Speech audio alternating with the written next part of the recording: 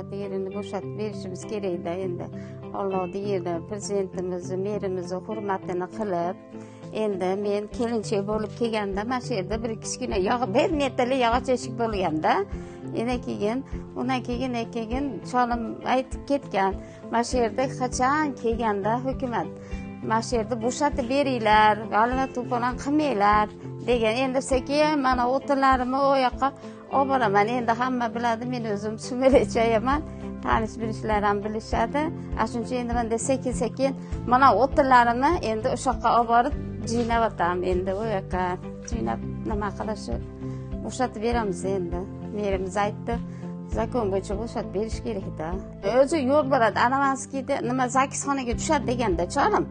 Men o yer ham dedi, birov nima yerda bular dedi, endi uy solyapti, bilmayman endi nima bo'lar ekan, bekor qildi deb olma ichi og'rigan cholimni. Endi hukumat olma zakisxonaga yo'l chiqadi deganda, shuning uchun keyin mayli endi men bo'shatib beryapman.